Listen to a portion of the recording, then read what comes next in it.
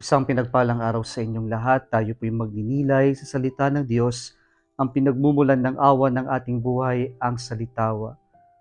Mga kapatid, sabi ni San Juan sa ating unang pagbasa ngayon, ang Diyos ay pag-ibig. At nakikilala natin ng Diyos ng dahil sa pag-ibig. At masasabi natin na tayo ay malapit sa Diyos o kilala natin ng Diyos kapag tayo ay umiibig, sapagkat ang Diyos ay pag-ibig. At ano ba yung pag-ibig o pagmamahal? Ang pagmamahal ay yung kakayanan natin na ibigay yung ating sarili para sa iba ng buong buo. Kasi kapag nagmamahal tayo, hindi tayo pwedeng maging madamot, hindi pwedeng magtipid. Ang tunay na pag-ibig ay yung bigay buhos.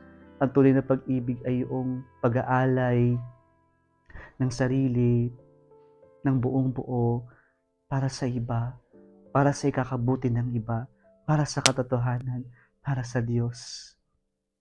At yung pag-ibig na yan ay paalala sa atin na minahal tayo ng Diyos kahit hindi tayo karapat-dapat.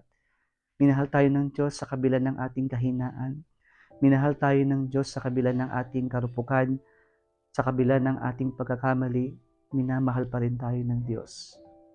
Kaya sa ating ebanghelyo ngayon, sinabi ng ating ebanghelyo na ito ay tungkol sa multiplication of loaves and fish. The Lord was moved with compassion when He saw the vast crowds. At yung awa ng Diyos ang pag-ibig na kinaawaan pa rin tayo, at ang Diyos alam niya yung ating kalagayan, yung ating pangangailangan, at ang Diyos pupunuan niya kung ano man yung kakulangan natin, yung kulang sa atin, yung ano man yung kakarampot sa atin. Basta alam lang natin at magkaroon tayo ng lakas ng loob na ialay ito sa Diyos. Kaya sabi ng Panginoon sa mga alagad na tila tingin nila imposible na mapakain ng napakaraming tao, sabi pa rin ng Diyos sa kanila, kayo ang magbigay. Sa kabila ng kahinaan, karupukan, pagkakamali, ninais pa rin ng Diyos na gamitin tayo upang maging daluyan ng kanyang pag-ibig at awa sa ating kapwa-tao.